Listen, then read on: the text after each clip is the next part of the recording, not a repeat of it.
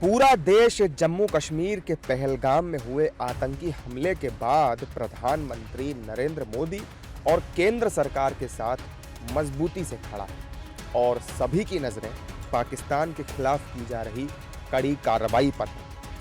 लेकिन ऐसे नाजुक वक्त में भी कांग्रेस पार्टी अपनी राजनीति चमकाने और केंद्र पर निशाना साधने में लगी। शुक्रवार को दिल्ली में कांग्रेस वर्किंग कमेटी की मीटिंग के बाद मीडिया से बातचीत के दौरान कांग्रेस सांसद और पंजाब के पूर्व मुख्यमंत्री चरणजीत सिंह चन्नी ने जो कुछ कहा उससे विवाद पैदा हो गया है। दरअसल चन्नी ने प्रेस कॉन्फ्रेंस के दौरान 2016 में सेना की ओर से पाकिस्तान में की गई सर्जिकल स्ट्राइक पर सवाल उठाते हुए उसके सबूत मांगे।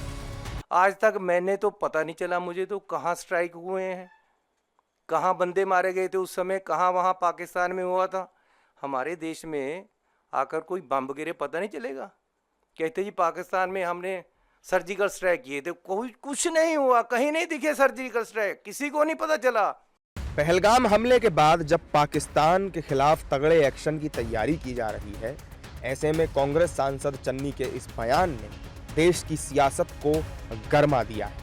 बीजेपी ने चन्नी के बयान पर तीखा हमला बोलते हुए कहा कि कांग्रेस पार्टी और उसके नेता भारतीय सैन्य बलों की विश्वसनीयता पर बार-बार सवाल उठाकर न केवल उनके मनोबल को कमजोर कर रहे हैं बल्कि अपने पाकिस्तानी आकाओं को ऑक्सीजन देने का काम भी कर रहे हैं।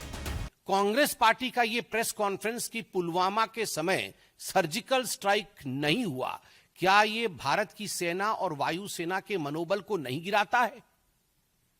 क्या कहीं न कहीं ये देशवासियों के मनोबल को नहीं गिराता है? मैं ये प्रश्न करना चाहता हूं कि कांग्रेस कोई भी ऐसा अवसर, कोई भी ऐसी कसर क्यों नहीं बाकी छोड़ती जिसमें पाकिस्तान की सेना और पाकिस्तान के सरकार को, पाकिस्तान के आतंकवादियों को ऑक्सीजन सप्लाई जहां होता हो। हर समय पाकिस्तान के आतंकवादियों को और पाकिस्तान की सेना को ऑक्सीजन सप्लाई करने का काम ये कांग्रेस पार्टी करती है। ये कांग्रेस सबूत मांग रही है।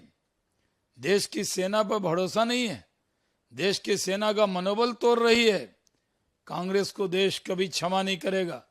जिस तरह की हरकत कांग्रेस कर रही है, दोहरी जबान बोल रही है।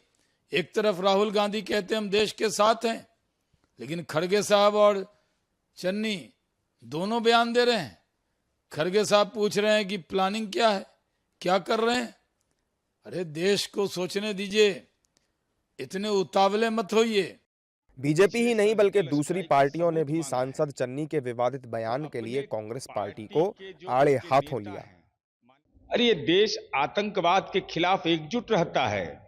ये कांग्रेस के कैसे राजनीति के नवोदित कलाकार सब हैं, जिन लोगों को राष्ट्रीय सुरक्षा के प्रति गंभीर होना चाहिए, आतंकवाद के प्रति गंभीर होना चाहिए।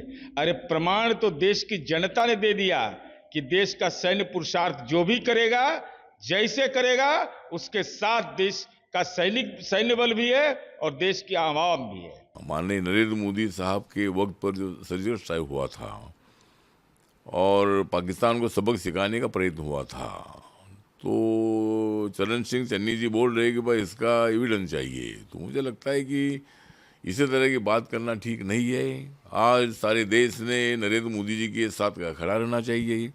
तो पाकिस्तान को सबक सिखाना है, पाकिस्तान का आतंकवाद खत्म करना है, पाक व्याप्त कश्मीर को अपने ताबे में लेना है, तो अपनी यूनिटी दिखाने की बहुत बड़ी जरूरी है। बीजेपी और दूसरी पार्टियों के तीखे हमले के बाद हुई सियासी फजीयत से घबराए कांग्रेस के सांसद चरणजीत सिंह चन्नी ने अब अपने बयान से यू टर्न ले लिया है। अरे भैया, इसका ना तो कोई सबूत होता है, ना कोई मांगे जाते हैं।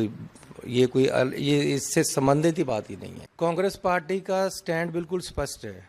कांग्रेस पार्टी सरकार के साथ है और मैंने आज प्रेस कॉन्फ्रेंस में भी किया कि कांग्रेस पार्टी सरकार के साथ चट्टान जैसे खड़ी है।